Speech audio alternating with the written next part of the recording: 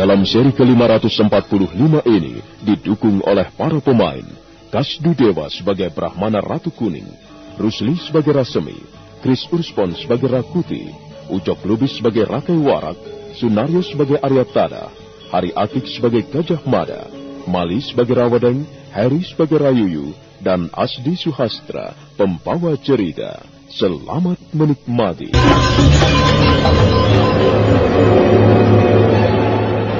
Rakuti dan Rasmi melangkah menuju wisma kediaman mereka. Tapi mereka tidak segera pulang. Mereka langsung menuju kandang kuda, kemudian menuntun kudanya masing-masing, dan segera menungganginya ke arah pintu gapura samping. Hari itu juga mereka bermaksud pergi ke pusat pendidikan calon tanda yang terletak di desa Sidateka di kaki Bukit Pangi.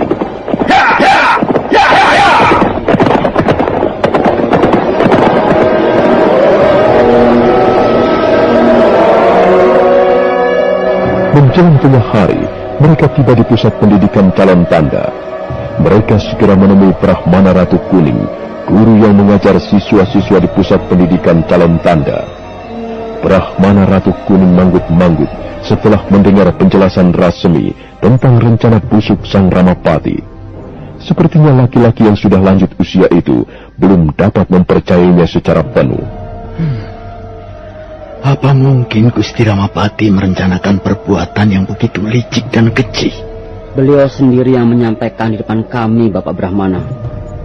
Dan sekarang ini kami yakin Gusti Ramapati sudah menyusun rencana untuk merebut kekuasaan.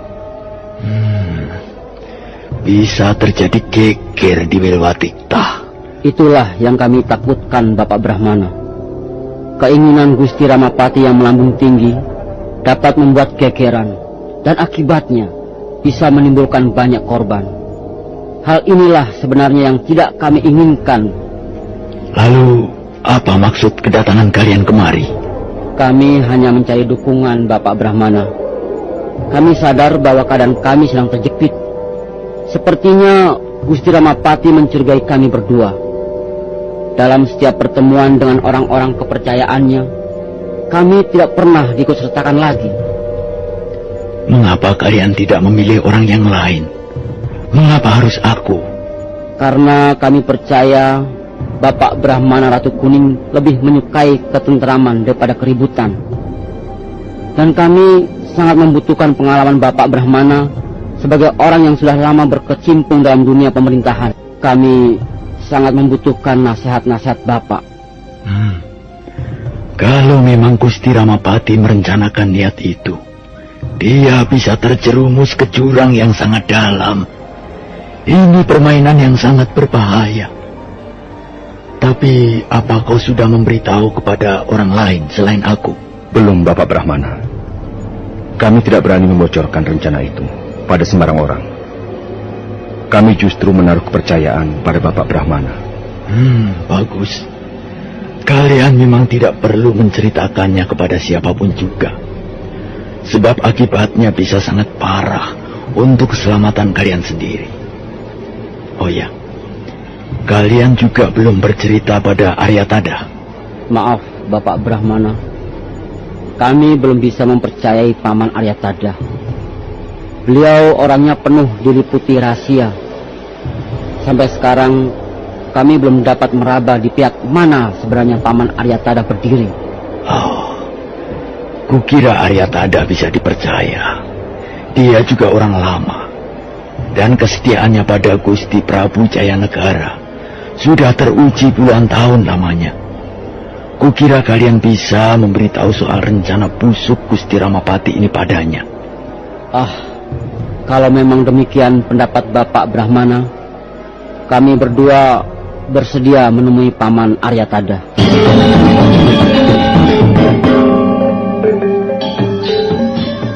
Rasmi dan Rakuti masih duduk di ruangan pendopo pusat pendidikan calon tanda bersama Brahmana Ratu Kuning. Sepertinya Brahmana Ratu Kuning tidak keberatan mendukung mereka menggagalkan rencana Sang Ramapati. Kalau memang rencana itu benar-benar dijalankan, pasti akan terjadi gegeran di Istana Wilwatikta. dan kita semua harus menanggung akibatnya. Benar, Bapak Brahmana. Itulah sebabnya kami berdua menghadap Bapak Brahmana. Kukira kalian bisa menemui Aryatada. Kita semua tahu Aryatada sangat setia pada Gusti Prabu Jayanegara. Dia juga belum mempunyai cacat celah sebagai pejabat lama. Kalau memang Bapak Brahmana berpendapat demikian, kami akan melaksanakannya. Tunggu dulu, Rasmi. Sampai sejauh ini, bagaimana perkembangannya? Apa benar Gusti Ramapati sudah menyusun rencana perebutan kekuasaan? Kami sendiri tidak tahu, Bapak Brahmana. Sebab dalam setiap pertemuan, kami tidak pernah lagi diikut sertakan. Kami menyadari bahwa kami tidak lagi dipercaya, bahkan mungkin dicurigai. Oh, baiklah. Sekarang begini. Aku ingin tahu apa yang akan kalian lakukan seandainya Gusti Ramapati benar-benar menjalankan rencana busuk itu. Rakuti mempunyai 500 prajurit panah, Bapak Brahmana. Sedangkan saya mempunyai 500 prajurit pedang. Kekuatan itu belum seberapa besar. Bagaimana kalau Gusti Ramapati mengerahkan ribuan prajurit? Memang sulit juga ya. Apakah Bapak Brahmana mempunyai usul? Kira-kira apa yang harus kami lakukan, Bapak? Yang jelas kalian berdua tidak boleh berlaku gegabah. Gusti Ramapati itu orang yang sangat pintar dan licik. Dia bisa membaca keadaan yang tidak menguntungkan dirinya. Dan dia bisa sekali memanfaatkan keadaan yang menguntungkan dirinya. Kukira kalian tidak usah terburu nafsu. Sebaiknya kalian menunggu perkembangan selanjutnya.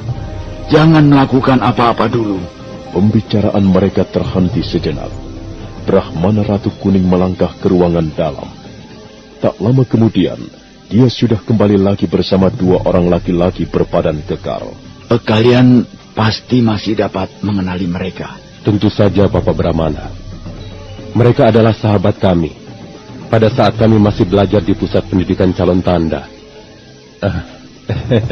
Apa kabar Rakai Warak, Rakai Kembar? Kalian sekarang sudah menjadi orang-orang pangkat, Rasmi, Rakuti. Setelah selesai belajar di Pusat Pendidikan Calon Tanda, kalian juga pasti akan menjadi orang pangkat. Nah, begini Rasmi dan kau Rakuti. Rakai Kembar dan Rakai Warak ini dua orang murid yang sangat kupercaya. Kukira mereka bisa membantu kalian. Terima kasih, Bapak Brahmana. Kami memang membutuhkan teman yang bisa dipercaya untuk menghadapi komplotan Gusti Ramapati. Tetapi mereka tidak bisa langsung bekerja sama dengan kalian. Untuk sementara ini mereka tidak perlu tinggal di lingkungan istana. Biar mereka menetap di sini saja. Hanya sekali waktu mereka dibutuhkan, mereka berdua akan kukirim agar membantu kalian. Baiklah, Bapak Brahmana. Karena saya rasa sudah cukup. Sekarang kami mohon diri. Ingat, Rasmi, Rakuti, ikuti perkembangan. Jangan berbuat apa-apa. Jangan bertindak dulu. Baca suasana dengan cermat. Dan kalau memang kalian sudah mendengar berita bahwa Gusti Ramapati mulai bergerak, datanglah kemari. Dan kita bisa menyusun rencana bersama-sama untuk menggagalkan niat busuk itu.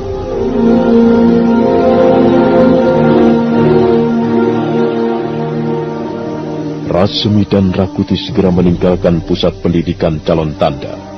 Mereka tiba di Istana Majapahit pada saat senja mulai temaram. Malam pun segera turun perlahan.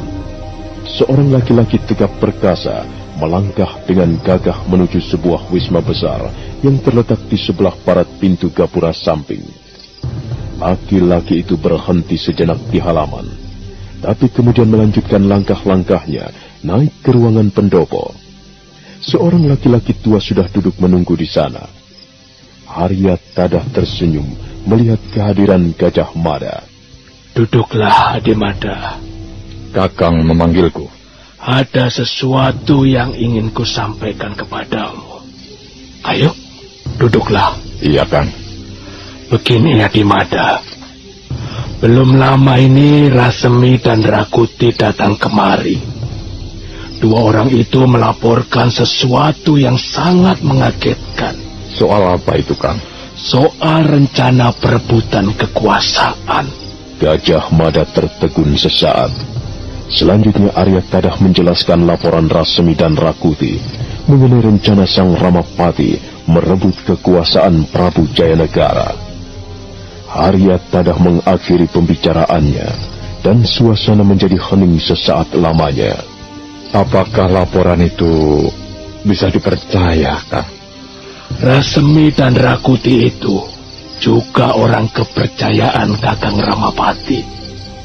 Dan mengenai laporan itu, bisa saja merupakan kebenaran, tapi bisa juga merupakan berita dusta. Kita tidak bisa begitu saja mempercayainya, Di. Maaf, Kang. Mungkin saja laporan itu benar. Mungkin saja Gusti Ramapati melihat peluang emas untuk merebut kekuasaan. Iya, aku juga berpendapat demikian. Tapi kita jangan buru-buru percaya pada laporan orang.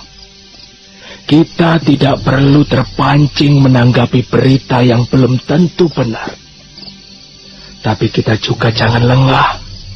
Sebab kalau memang Kakang Ramapati berniat merebut kekuasaan, dia mempunyai kesempatan yang sangat baik. Gusti Prabu Jayanegara sering berada di istana Kapopongan. Dan banyak penggawa kerajaan berdiri di belakang Kakang Ramapati. Juga prajurit-prajurit Majapahit sebagian besar berdiri di belakangnya. Lalu apakah kita akan tinggal diam saja, Kang? Apakah kita tidak dapat melakukan sesuatu untuk menggagalkan rencana busuk itu? Adimada, aku sudah lama kenal Kakang Ramapati. Baik kenal wataknya maupun kenal cara-caranya dia bekerja. Dia seorang yang pintar dan cermat dalam melakukan suatu tindakan. Dia selalu penuh perhitungan. Dan dia juga menyusun rencana matang setiap ingin mencapai sesuatu. Jika kita bertindak gegabah, kita pasti akan terjebak, Di. Nah, karena itu kita jangan sampai terseret-seret. Tentu saja kita tidak akan tinggal diam. Tapi jangan sampai kita terjerumus dalam suatu tindakan dan perbuatan bodoh. Hati-hatilah, Adimada. Aku juga mendapat firasat itu. Bahwa di istana Majapahit akan terjadi sesuatu yang besar. Kalau begitu, apa sebaiknya yang kita bisa lakukan, Kakang? Diam. Jangan mengobrol bicara. Diam saja dan tenang. Tapi buka matamu lebar-lebar. Buka telingamu dan tangkap semua suara yang datang dari pojok-pojok istana yang gelap. Hati-hati dan waspada. Itu saja yang bisa kita kerjakan sekarang.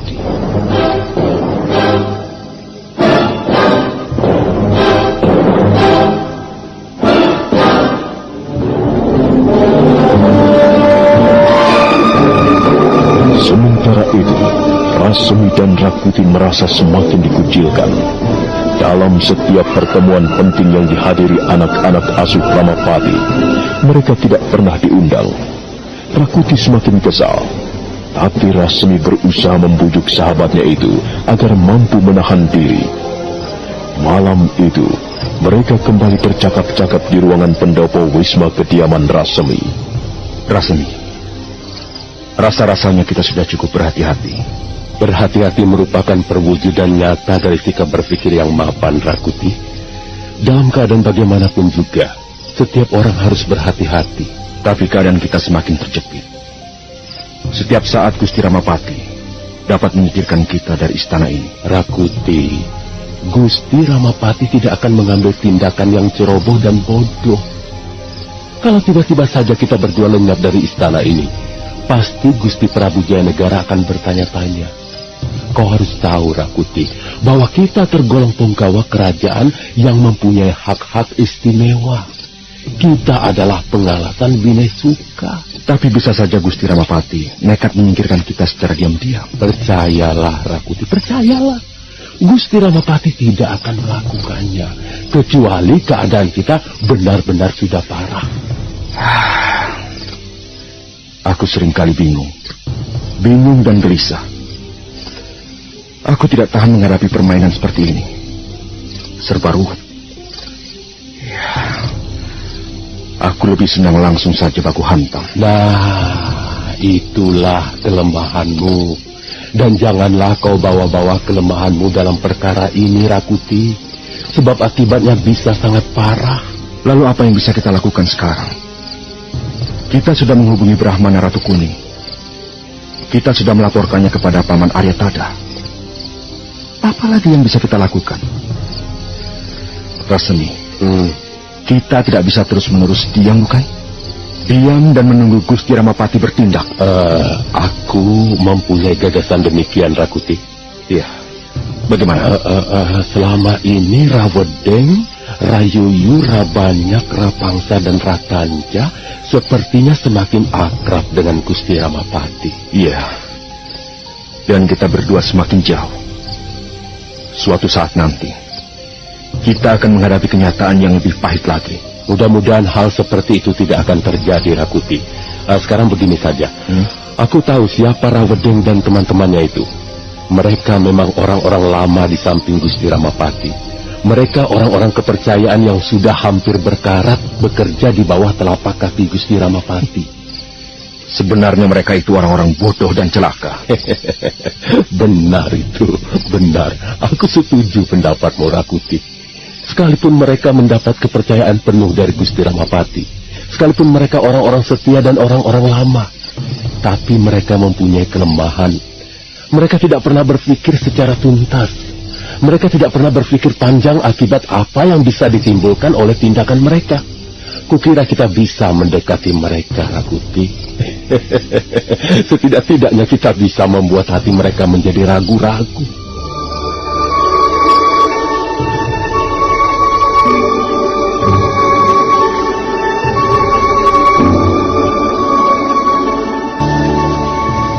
Malam itu juga, Rasemi dan Rakuti bergegas melangkah menuju wisma kediaman Rawedeng. Kebetulan sekali, Rayuyu ada di sana. Rawedeng dan Rayuyu nampak tidak senang melihat kehadiran Rasemi dan Rakuti. Mestinya kalian tidak keluyuran malam-malam seperti ini, ha? Iya. Mengapa kalian tidak tidur saja di wisma kalian?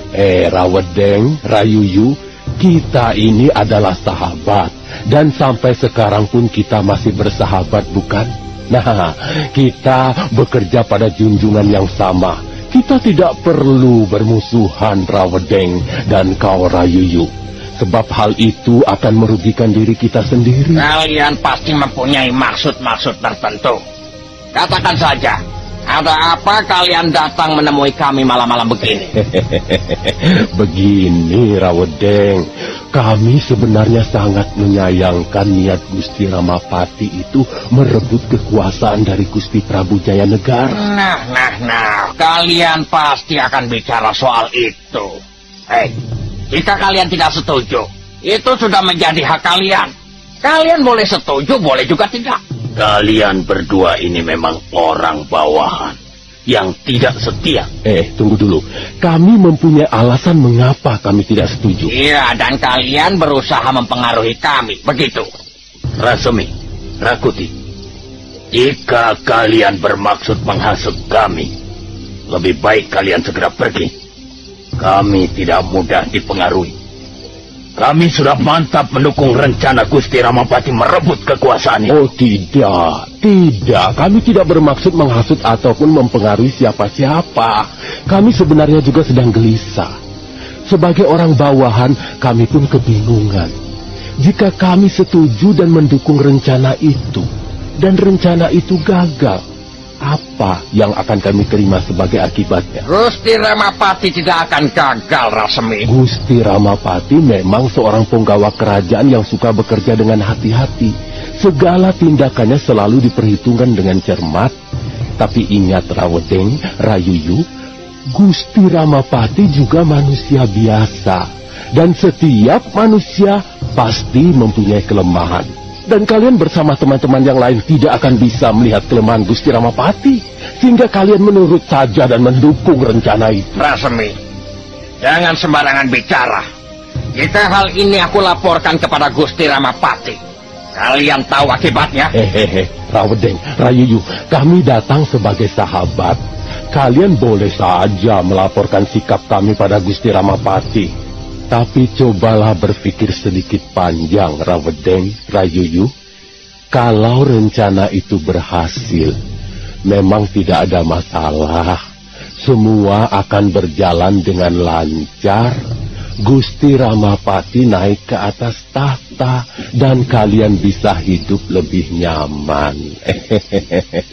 Tapi jika rencana itu gagal, dan kemungkinan seperti itu selalu ada, apa kalian sudah memperhitungkan?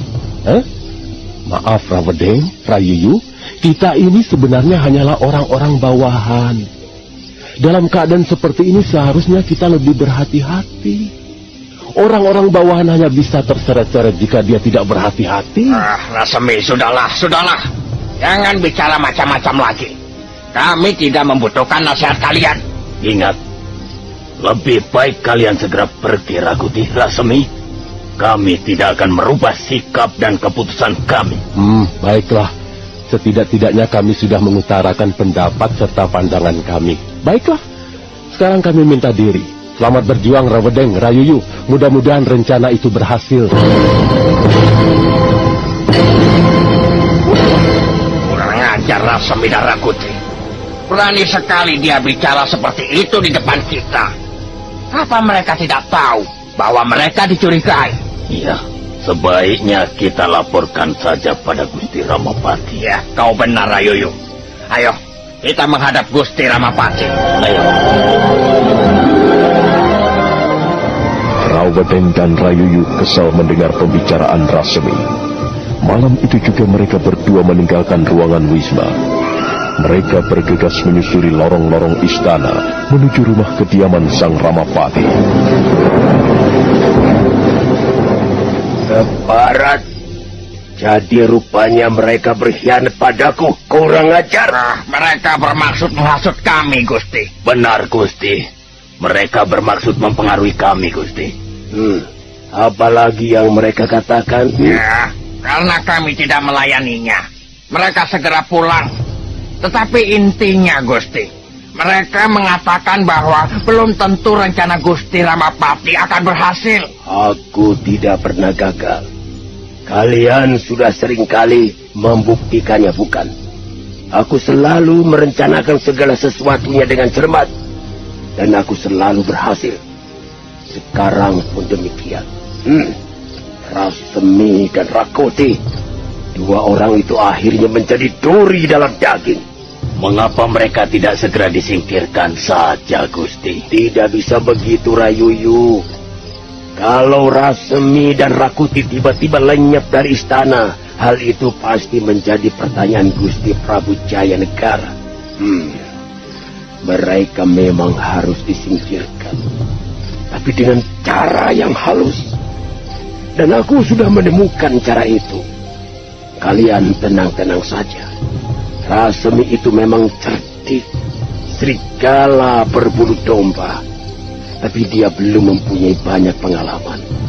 Dia tidak akan mampu menandingi Ramapati. Ya, bagaimana dia mampu? Apapun yang akan dilakukannya, kartuku jauh lebih bagus. Dan aku akan selalu tampil sebagai pemenang di meja perjudian. Sang Ramapati masih marah-marah ketika Rawedeng dan Rayuyu meninggalkan ruangan pendopo.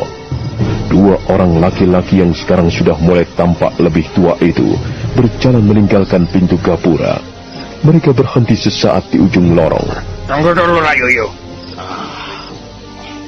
Aku sudah mengantuk sekali, Rawedeng. Ini sudah terlalu malam.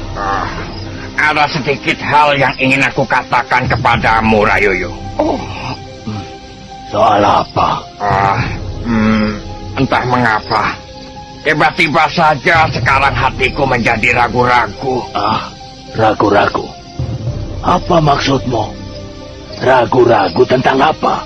Kita ini sudah lama bekerja pada Gusti Ramapati. Tetapi aku belum pernah melihat Gusti Ramapati marah-marah seperti tadi. Tentu saja beliau marah-marah. Karena beliau merasa dihianati anak buahnya. Jangan-jangan beliau sendiri juga ragu-ragu, Rayuyu. Kamu ini ngomong apa, Rawedeng? Aku bicara soal rencana Gusti Ramapati merebut kekuasaan. Jangan-jangan beliau sendiri juga merasa kurang yakin. Kalau memang beliau yakin hal itu akan berhasil, mengapa harus meributkan Rasemi dan Rakuti? Kau ini jangan mengada-ada. Gusti Ramapati pantas marah karena merasa dikhianati.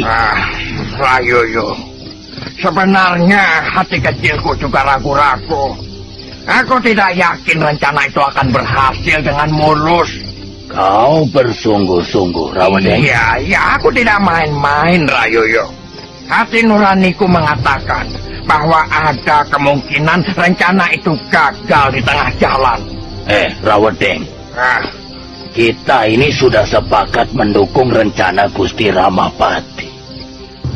Jangan membuat gara-gara. Kamu sendiri mengatakan bahwa kita sudah siap menjalankan segala perintah untuk mengerjakan tugas-tugas berat, sekalipun nyawa taruhannya. Tapi Rayuyu, apakah kau sudah siap jika ternyata rencana itu gagal? Aku tidak pernah mempunyai pikiran bahwa rencana itu gagal. Aku percaya Gusti Ramapati sudah memperhitungkannya dengan cermat. Beliau lebih awas daripada kita. Iya. Tetapi beliau juga manusia biasa. Bisa saja dalam perhitungannya kali ini meleset. Dan kalau sampai terjadi begitu, apa kita sudah siap? Aduh, Rawedeng. Sekarang kamu mulai membuat hatiku ragu-ragu. Sudahlah, Rawedeng, sudah. Jangan berpikir macam-macam. Kerjakan saja apa yang diperintahkan Gusti Ramapati. Semuanya nanti akan beres. Kukira kita harus membicarakannya dengan teman-teman. Aku ingin tahu pendapat Rabanyak, Rapangsa, dan Rapanca.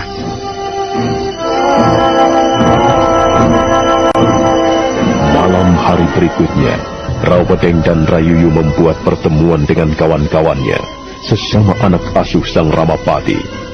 Mereka bicara di rumah kediaman Ratanca yang dianggap aman karena letaknya berjauhan dengan wisma kediaman Sang Ramapati. Rawedeng yang pertama kali tampil sebagai pembicara. Aku tidak tahu mengapa, tidak jelas sebabnya. Tetapi terus terang hatiku ragu-ragu. Kali ini aku benar-benar tidak begitu yakin bahwa rencana Gusti Ramapati akan berjalan dengan mulus. Tapi Rawedeng, apa kita mempunyai pilihan yang lain? Kalau kita menolak mendukung rencana itu, lalu nasib apa yang akan kita terima? Coba aku ingin mendengar pendapatmu, Ratanca. Selama ini hubunganmu dengan Gusti Prabu Jayanegara sangat akrab. Kau pasti tahu banyak tentang beliau. Dan kau pasti tahu siapa kira-kira yang bakal mendukung beliau jika rencana ini nanti dijalankan juga. Aku kira benar apa yang dikhawatirkan Rasemi dan Rakuti. Rencana ini ada kemungkinan gagal. Sebab aku tahu, tidak semua penggawa kerajaan Majapahit setuju jika Gusti Ramapati berniat merebut kekuasaan dan duduk di atas tahta. Kalian pasti kenal penggawa-penggawa kerajaan itu.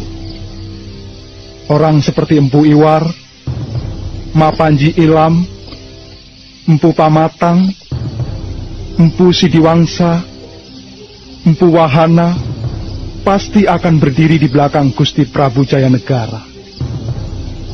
Juga Rekrian Demung, Empu Pakuwan, Rekrian Tumenggung Empu Pamor, Rekrian Tumenggung Empu Menur, pasti akan membela Gusti Prabu.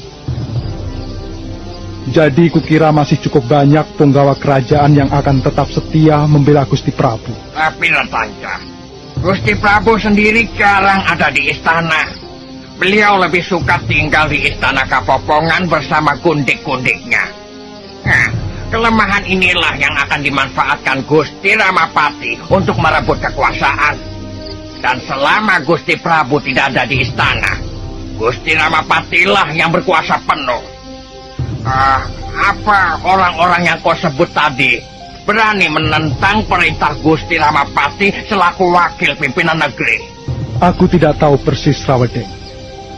Aku tidak bisa menjawab pertanyaanmu. Tapi kukira rencana Gusti Ramapati kali ini terlalu berlebihan. Kita semua tahu kehidupan istana seperti Majapahit. Tidak ada yang nampak jelas. Semuanya serba samar-samar. Antara kawan dan lawan hampir tidak ada perbedaannya. Kalau begitu, sulit juga. Kita jadi serba salah. Rawedeng, orang bawahan selalu begitu nasibnya, serba salah. Tapi harus ingat, selama ini Gusti Ramapati masih terus menyusun rencana. Dan apa yang dikatakan Rasemi belum tentu benar. Belum tentu Gusti Ramapati akan gagal. Benar Rayuyu. Semua masih merupakan teka-teki. Belum tentu rencana itu gagal. Tetapi belum tentu juga berhasil. Sedangkan kita sudah terlibat di dalamnya. Karena itu, mau tidak mau kita harus mengambil sikap. Rawedeng, maksudmu kau akan berbalik pendirian menolak rencana itu? Bukan begitu, Rayuyu. Kukira kita tidak mempunyai pilihan lain. Kita harus terus mendukung rencana Gusti Ramapati dan bekerja keras supaya rencana itu berhasil. Tetapi kita juga harus mawas diri. Kalau sampai ada apa-apa, kalau sampai rencana itu gagal, bagaimana cara kita menyelamatkan diri? Itulah yang mengganggu pikiranku selama ini. Setiap kali tidur, hatiku selalu merasa was-was. Dalam beberapa hari ini, aku tidak bisa tidur nyenyak, makan enak. Kita pasti mempunyai perasaan yang sama. Sebab kita sudah mengambil keputusan untuk melibatkan diri dalam permainan yang sangat berbahaya.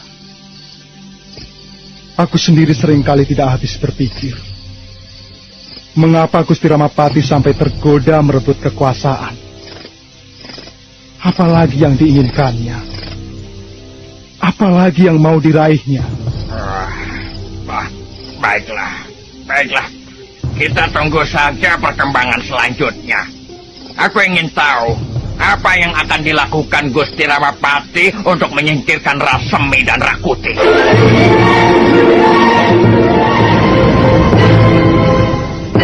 Rawedeng, Rayuyu, Rabanyak dan Rapangsa segera meninggalkan wisma kediaman Ratanja, kembali ke wisma masing-masing. Ratanja masih duduk sendiri di serambi depan, dan pikirannya berputar-putar tak tentu arah. Dalam hati kecilnya, dia juga merasa ragu-ragu. Pada saat itulah, Praharsini istrinya muncul dari ruangan dalam. Wanita cantik itu segera menghampiri suaminya dan duduk di sebelahnya.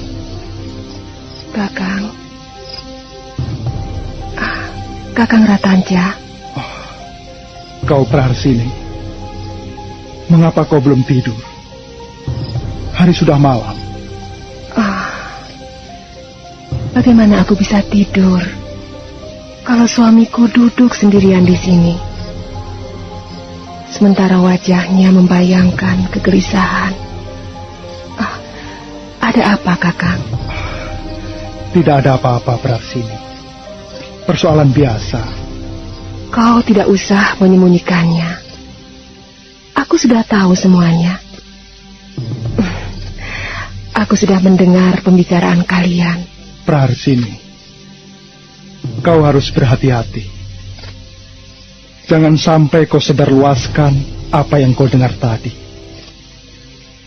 Persoalan ini menyangkut nasib orang banyak. Menyangkut nasib sebuah negeri. Persoalan ini persoalan besar, Prarsini.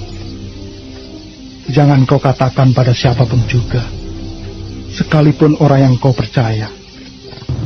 Kakang Ratanja, kukira kau tidak perlu ragu-ragu mendukung rencana Gusti Ramapati. Mengapa kau berkata demikian, Prarsini? Percaya saja pada kemampuan Gusti Ramapati. Beliau seorang cendekiawan istana yang sudah berpengalaman, Kakang. Tapi Prarsini, kali ini beliau merencanakan sesuatu yang sangat berbahaya. Kalau sampai sedikit saja rencana itu meleset, jadi kerusuhan di istana Majapahit, dan bisa jatuh banyak korban. Memang, rencana yang besar, cita-cita yang besar bisa menimbulkan banyak korban. Tapi Kakang, Gusti Ramapati pasti sudah memperhitungkannya, dan kau jangan sampai salah menentukan langkahmu.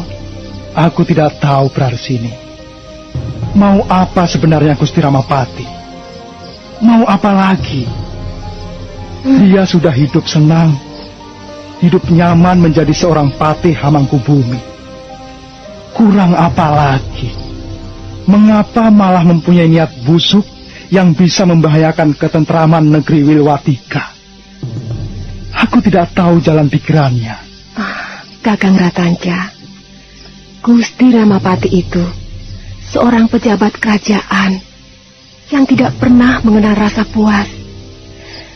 Dan dia mempunyai banyak macam cara untuk meraih apa yang diinginkannya. Ya, aku kira itu cukup wajar, Kakang. Wajar bagaimana, Prarsini?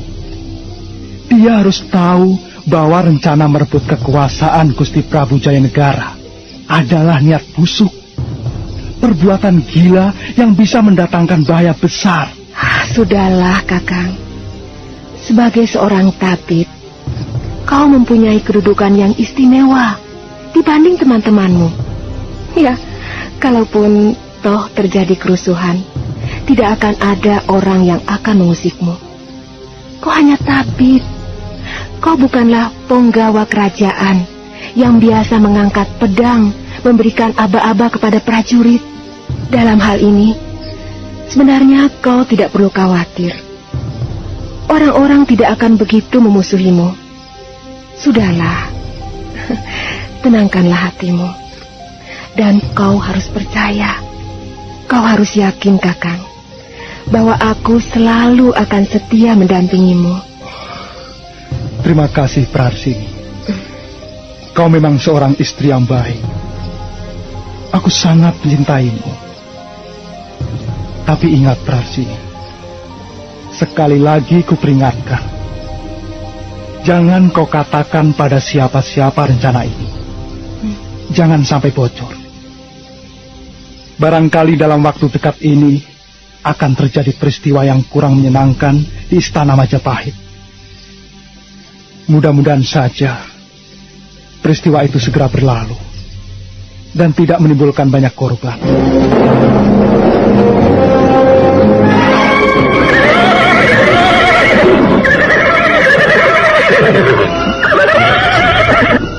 Bukankah sekarang ini kita sudah disingkirkan?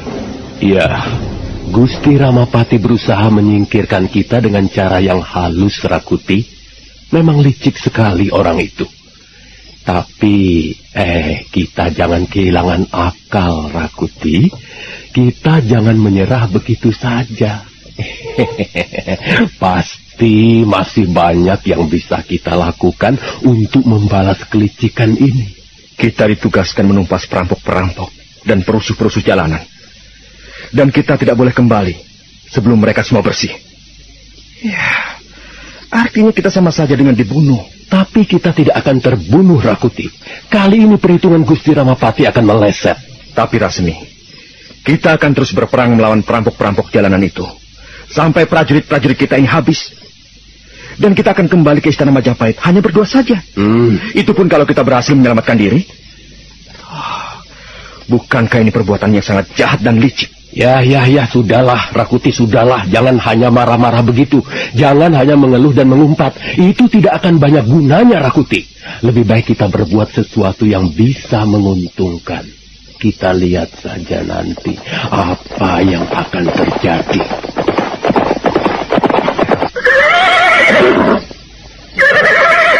Tuan Rasemi, Telik Sandi melaporkan bahwa desa Sidateka diserang perampok. Bagus. Ayo Rakuti, kita mulai bekerja sekarang. Hati-hati.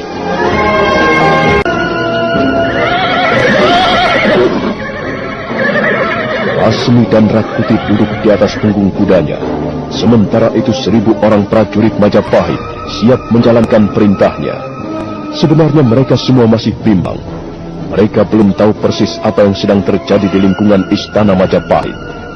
Tiba-tiba Rasmi mengangkat tangannya dan bicara dengan lantang. Dengar prajurit-prajurit Majapahit.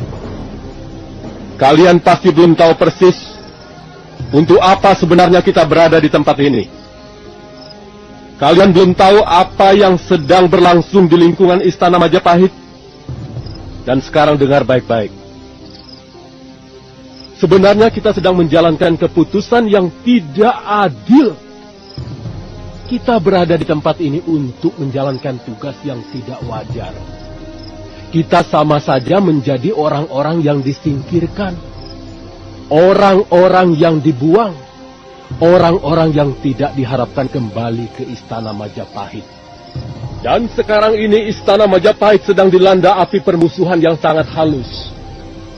Ada seorang pembesar kerajaan bermaksud mengkhianati Gusti Prabu Jayanegara. Ada sekelompok orang ingin menguasai istana Majapahit, merebut kekuasaan dari Gusti Prabu. Ada sekelompok manusia yang tidak bertanggung jawab, yang ingin merongrong kewibawaan Gusti Prabu. Dan mereka itu sekarang telah menyingkirkan kita. Mereka telah mendepak kita dari istana Majapahit, agar rencana mereka berjalan dengan mulus. Tapi kita tidak perlu putus asa.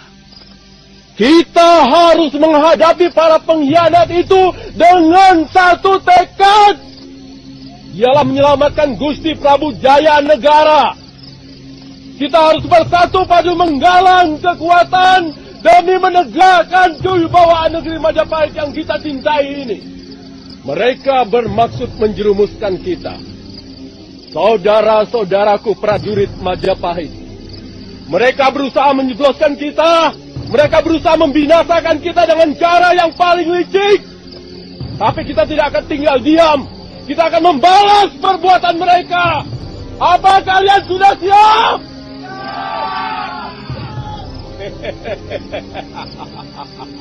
Jawaban kalian masih meragukan. Aku ingin mendengar jawaban serempak. Apa kalian sudah siap menghancurkan para pengkhianat negara? Bagus. Sekarang ikutlah perintah-perintahku. Aku sudah merencanakan sesuatu yang dapat mengimbangi kelicikan para pengkhianat itu. Dan jika mereka berbuat curang, kita pun mampu untuk melakukannya. Jika mereka berbuat licik, kita sambut dengan perbuatan yang sama. Coba, aku ingin sekali lagi mendengar laporan Telik Sandi. Coba kalian berdua maju ke depan. Bagus. Nah, sekarang jawab pertanyaanku. Apa benar sekarang terjadi perampokan di pinggiran desa Sidateka? Benar, Tuan Rasmi. Berapa orang kira-kira jumlah mereka? Maksudku para perampok itu. Jumlah mereka kira-kira 200 orang, Tuan Rasmi. Baik. Dan sekarang mari kita tumpas kaum perampok. Ayo Rakuti. Ayo prajurit, ikut kami.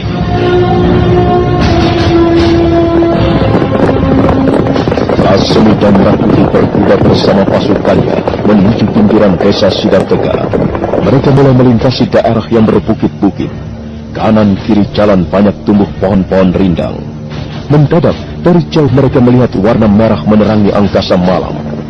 Rakuti mengangkat tangannya dan 1000 orang prajurit Majapahit berkuda lebih cepat.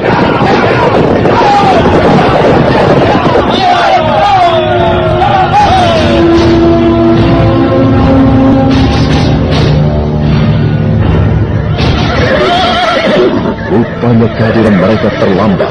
Mereka hanya melihat sebuah kampung kecil di sebelah barat desa Sidateka terbakar habis.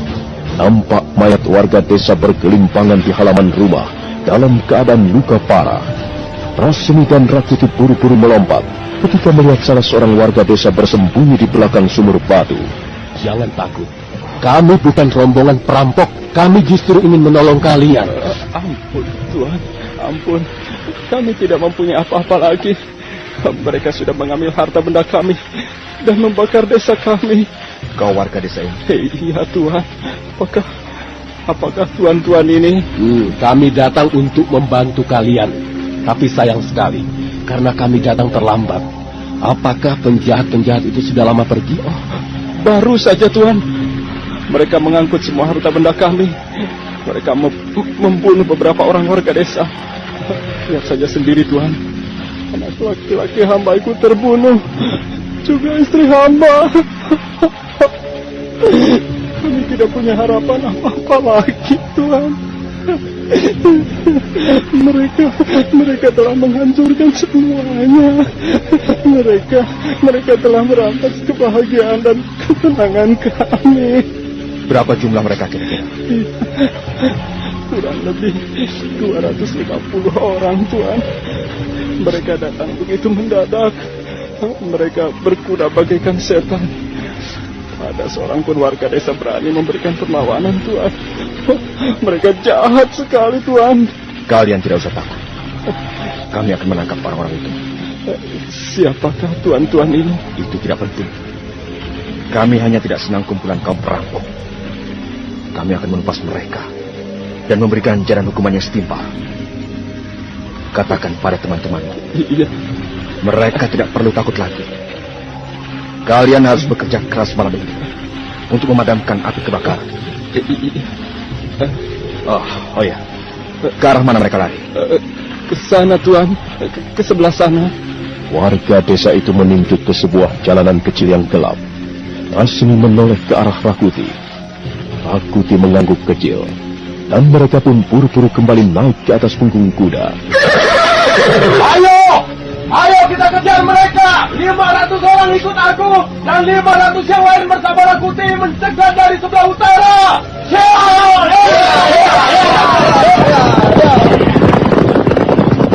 Siapkan senjata kalian masing-masing. Malam ini kita akan perang melawan perampok jahanam. Kita akan tumpas habis mereka.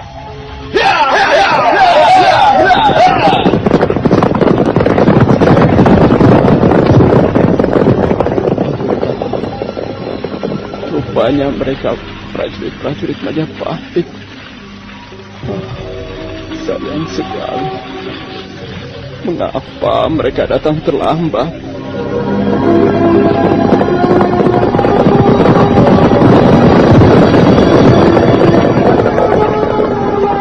Rasmi memacu kuda melintasi jalanan kecil yang gelap. Beberapa orang prajurit terpaksa menyalakan obor. Sebentar kemudian, mereka sudah tiba di pinggiran hutan. Begitu keluar dari mulut jalan, Rasmi melihat puluhan orang berkuda berhenti di bawah pohon rindang.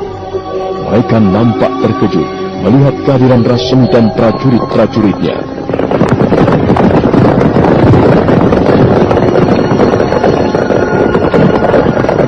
Rasmi tetap duduk di atas punggung kudanya. Dia melirik ke arah prajurit di kanan kirinya dan memberikan isyarat agar bersiap-siap.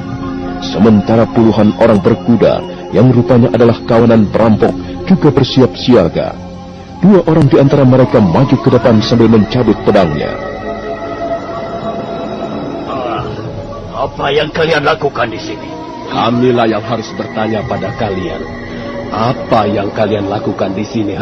Membagi-bagikan hasil rampokan? Lihat Kakang. Rupanya mereka prajurit-prajurit Majapahit. Ya. Kami mendapat tugas menumpas kalian. Kalian tidak perlu mengadakan perlawanan, sebab usaha kalian pasti akan sia-sia. Jumlah kalian terlalu kecil untuk memberikan perlawanan. Berdebah. Kami bukan perampok-perampok pengecut. Jika kalian ingin menunjukkan keberanian, silakan. Tapi aku sudah memperingatkan. Bagaimana? Jumlah mereka jauh lebih besar. Aku tidak mau ditangkap prajurit-prajurit Majapahit. Kita harus memberikan perlawanan. Dan jika mendapat kesempatan, kita akan meloloskan diri. Ingat, jangan lupa membawa barang-barang rampasan itu. Kalian sudah selesai berunding? Berjebak, setan bilang. Ayo kawan-kawan, jangan mau ditangkap. Jangan biarkan hasil kerja kita sia-sia. Ayo, cabut pedang, lawan mereka. Ya.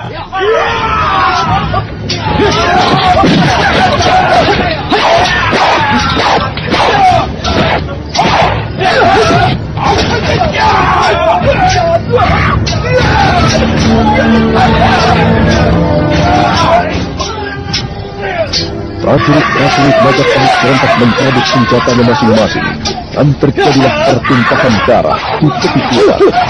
Para perampok nampaknya hanya sekedar memberikan perlawanan untuk memperoleh kesempatan melarikan diri. Tapi pada saat mereka bermaksud melarikan diri, dari arah depan muncul Rakuti dan prajurit-prajuritnya.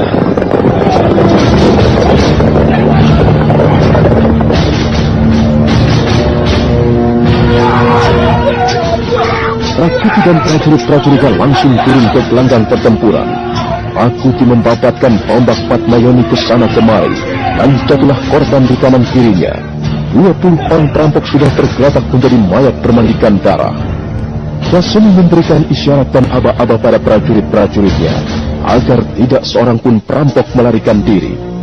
Dan akhirnya, setelah pertarungan berlangsung tidak seimbang, kawanan perampok itu pun menyerah.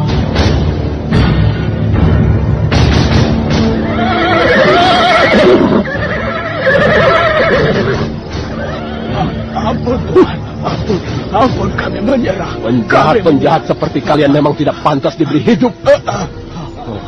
Ampun Tuhan, janganlah kami dibunuh. Kami mengaku salah.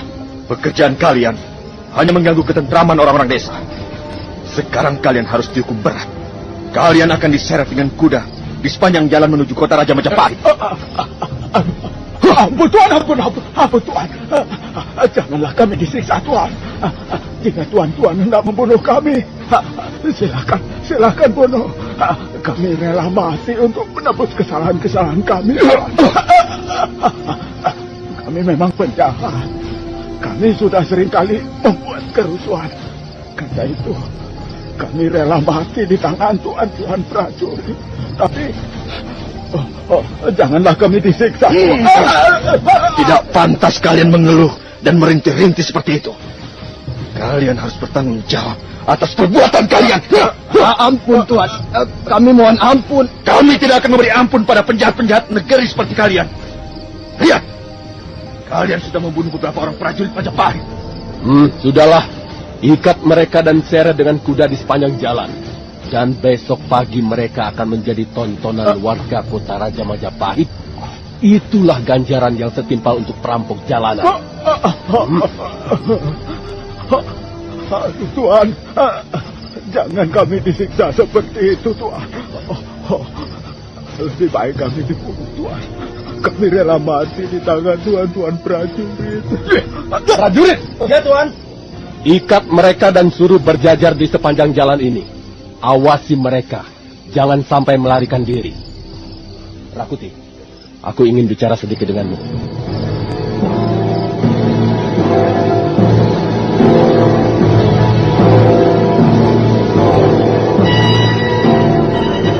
Akhirnya Rasmi dan Rakuti berhasil menundukkan kawanan perampok.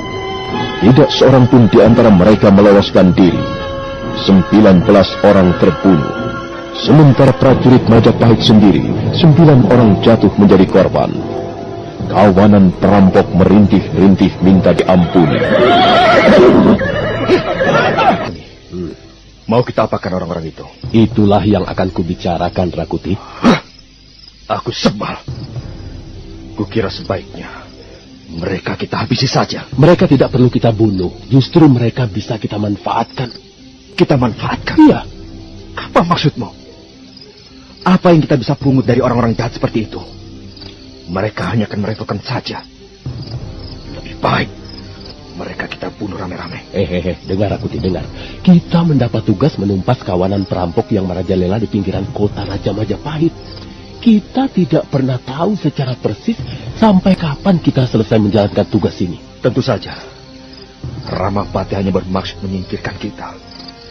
Kita tidak akan pernah selesai mengerjakan tugas ini sampai kita habis seluruhnya. Nah, itulah Rakuti. Sekarang saja kita sudah kehilangan 9 orang prajurit. Tapi kalau kita dapat bekerja sama dengan kawanan perampok itu, jumlah kita tidak akan pernah berkurang, bahkan akan bertambah banyak. Kau mengerti apa yang kau maksudkan? Rasmi, aku masih belum jelas. Mengapa jumlah kita bisa bertambah banyak? Kita tidak perlu membunuh mereka, Rakuti. Justru kita ajak mereka bekerja sama. Tapi mereka perampok, bukan prajurit. Mereka memang bukan prajurit Majapahit, tapi mereka dapat kita sulap menjadi prajurit Majapahit. Kau mau lihat? Ayo. Rasmi melangkah menghampiri kawanan rampok yang duduk berjajar dalam keadaan terikat di sepanjang jalan. Dia memerintahkan agar prajurit-prajurit Majapahit melepaskan pakaian teman-temannya yang sudah tak bernyawa. Sebentar kemudian, mereka sudah kembali lagi membawa 9 pasang pakaian prajurit Majapahit, lengkap dengan senjatanya. Ini Tuanku Rasmi. Letakkan di situ. Tapi sebagian besar kotor oleh darah, Tuan. Itu tidak menjadi soal, prajurit. Letakkan saja di situ. Tumpuk di situ.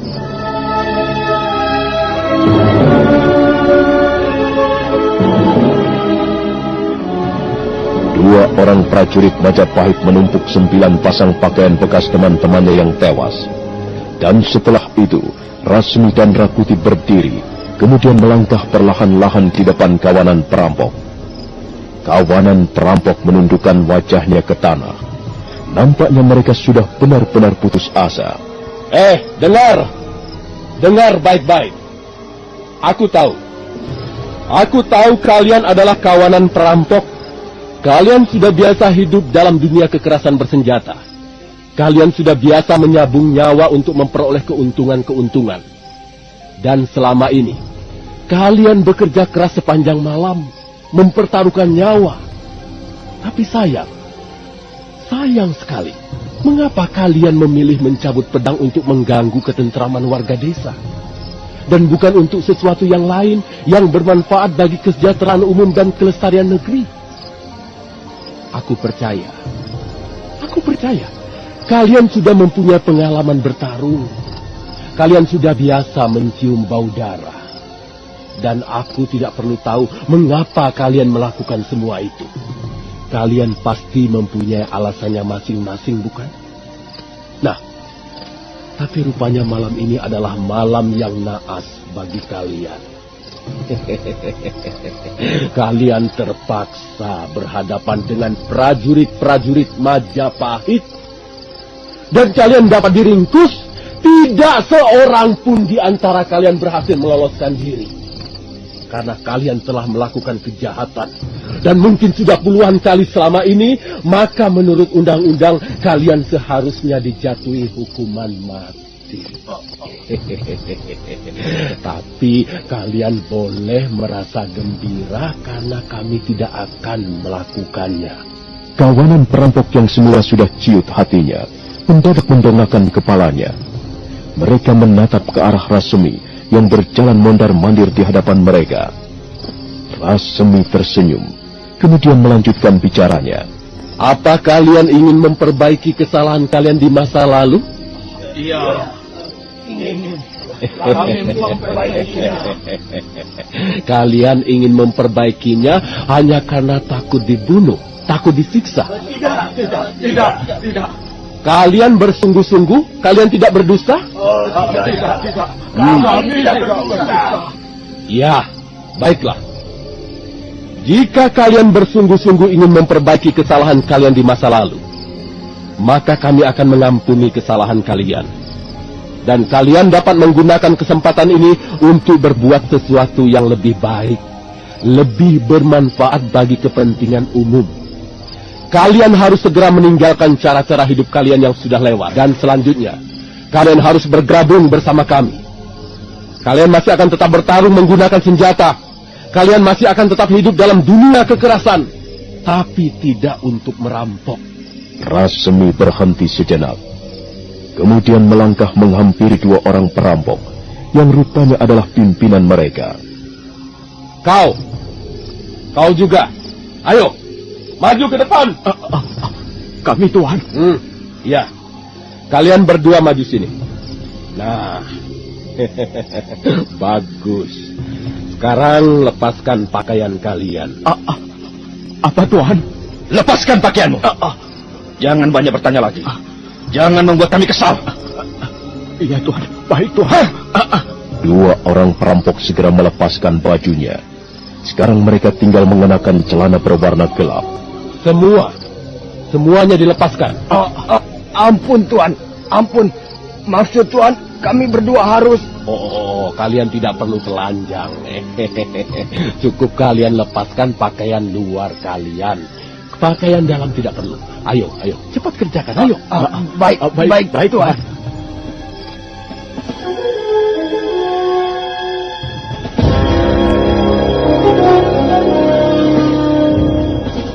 Dua orang perampok itu segera melepaskan pakaiannya.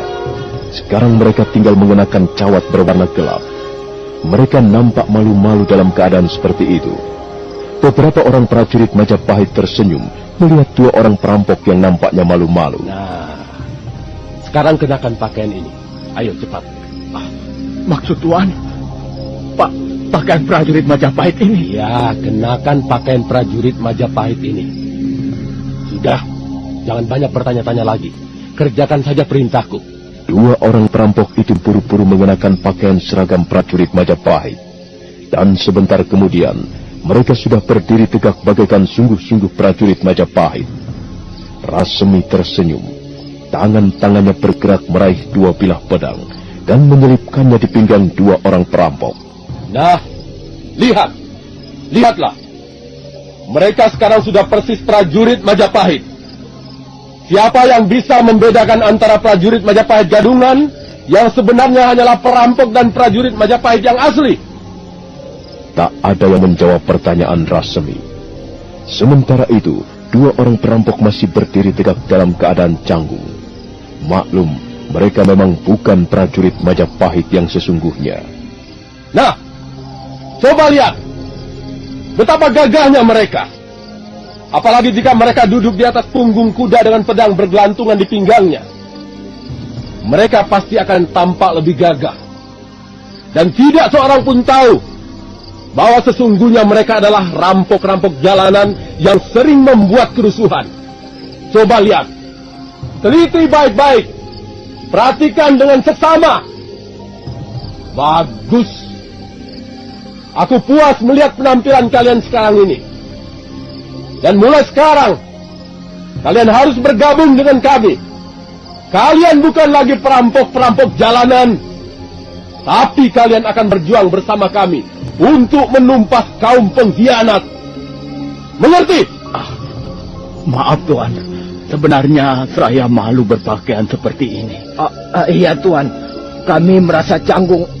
Pakaian ini tidak cocok untuk kami. Kami sudah biasa berpakaian acak-acakan. Mulai sekarang kalian harus mengenakan pakaian itu. Kalian tidak boleh mencopotnya. Kalian harus terus mengenakannya selama menjalankan tugas bersama kami. Kalau begitu, baiklah, Tuan. Kami akan berusaha menyesuaikan diri dengan pakaian kami, Tuan. Supaya kami benar-benar pantas mengenakannya. Sekarang dengar. Ini ada 7 pasang pakaian lagi. Ayo, kalian maju ke depan. Kau dan kau juga. Dan itu, yang duduk di pojok itu, maju ke depan. 7 orang maju ke depan dan cepat kenakan pakaian ini.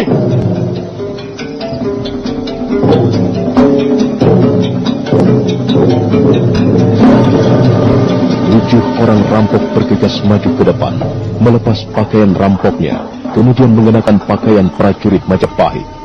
Sebentar kemudian, mereka sudah berdiri berjajar bersama prajurit-prajurit Majapahit yang asli. Memang tak nampak perbedaan sedikit pun. Tak ada yang akan mengira bahwa mereka bukanlah prajurit Majapahit yang sesungguhnya. Tak ada yang akan menyangka bahwa mereka sebenarnya adalah kawanan perampok. Bagus. Bagus sekali. Badan kalian tegap, wajah kalian kasar dan buas. Hal itu sesuai dengan kebiasaan kalian hidup dalam dunia kekerasan. Dan kalian akan semakin bertambah gagah dengan pakaian seperti ini. Bagus. Aku puas. Coba kau berdua maju ke depan. Iya, Tuan. Sekarang kita sudah bergabung menjadi satu. Tidak ada lagi rampok. Yang ada ialah prajurit-prajurit Majapahit. Dan kalian prajurit-prajurit Majapahit yang asli. Kalian tidak boleh memandang rendah pada mereka. Karena kita membutuhkan mereka sekarang ini. Kalian mengerti, prajurit? Mengerti! Bagus. Dan selanjutnya kita bisa bekerja sama. Kita akan terus mengejar kawanan rampok, dan setelah mereka dapat kita tundukkan, mereka akan menjadi teman-teman kita. Sehingga dengan demikian, jumlah kita akan semakin banyak. Semakin banyak dan semakin banyak. Sekarang ada persoalan yang perlu kita pecahkan bersama. Kita harus mempunyai sarang persembunyian. Kita tidak bisa terus-menerus berkeliaran di jalan-jalan. Karena hal itu akan sangat menyolok. Dan kita membutuhkan tempat yang tersembunyi, yang aman. Dan di tempat itulah nanti kita akan merencanakan segala sesuatunya. Maaf, Tuan. Bagaimana kalau untuk sementara ini kita bersembunyi di bekas sarang kami? Di mana tempat itu? Di sana, Tuan. Di sebelah timur desa Sidateka. Kami mempunyai tempat yang sangat terlindung, Tuan. Di sana ada sebuah bukit kecil dengan beberapa buah goa. Tempat itu jarang sekali dijamah manusia. Karena letaknya yang terpencil dan harus menyeberangi sebuah sungai yang dalam, Tuan. Di sanalah biasanya kami bersembunyi dan membuat sarang. Apakah tempat itu benar-benar aman? Tempat itu sangat aman, Tuan. Jarang sekali manusia datang ke sana. Selama ini, hanya kamilah yang biasa mondar-mandir di tempat itu. Dan kami biasanya menyusun rencana perampokan di tempat itu. Baiklah. Untuk sementara kita bisa menggunakan tempat itu. Dan di sana nanti kita akan merencanakan sesuatu yang lebih besar. Sesuatu yang jauh lebih penting. Dan tidak ada hubungannya dengan perampokan. Sekarang ayo kita berangkat. Kumpulkan teman-temanmu dan naik ke atas kuda. Kita tinggalkan tempat ini segera.